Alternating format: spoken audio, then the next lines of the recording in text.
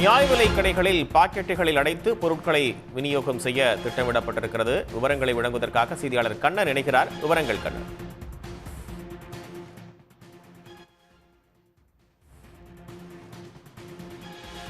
கண்ணன் இணைப்பில் இருக்கீங்க, கூடுதல் விவரங்களை சொல்லுங்க. நிச்சயமாக தமிழ்நாடு அரசு நியாய விலை கடைகளின் மூலம் பல்வேறு பொருட்களை வழங்கி வருகிறது. இந்த பொது விநியோக திட்டத்தின் கீழ் அரிசி, சர்க்கரை, பாமாயில், தூரம்பருப்பு உள்ளிட்ட பொருட்களானது வழங்கப்பட்டு வருகிறது. இருப்பினும் அந்த நியாய விலை கடைகளில் அவர்களுக்கு முன்பாக எடை போடப்பட்டு அந்த பொருளானது வழங்கப்பட்டு வருகிறது.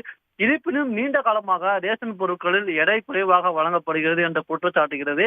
அதனை சரி செய்யும் வரையும் ரேஷன் கடையில் பாக்கெட் மூலம் பொருட்களை விற்பனை செய்து நடவடிக்கை எடுக்கப்படும் என்று தமிழ்நாடு சட்டப்பேரவையில் அந்த பட்ஜெட் கூட்டத்தொடரின்படி அறிவிக்கப்பட்டது. அதன்படி முதல் கட்டமாக சேலம் மாவட்டத்தில் உள்ள ஒரு ரேஷன் கடையில் மற்றும் சோதனை அடிப்படையில் அந்த பாக்கெட் மூலம் விற்பனை செய்யும் பணியானது தொடங்கியுள்ளது.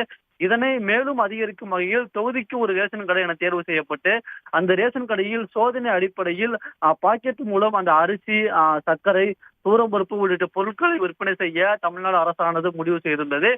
இந்த திட்டத்திற்கு மக்களிடமிருந்து கிடைக்கப்படும் வரவேற்பை படைத்து அனைத்து ரேஷன் கடைகளிலும் இது போன்று பாக்கெட்டுகள் அடித்து விற்பனை செய்யும் முறையை விரிவுபடுத்த தமிழ்நாடு அரசின் உணவுப் பொருள் வழங்கல் வளத்துறையானது திட்டமிட்டுள்ளது. சன் நியூஸ் வாட்ஸ்அப் சேனலை ஃபாலோ செய்யுங்கள். QR கோடை ஸ்கேன் செய்து சன் நியூஸோடு இணைந்திருங்கள்.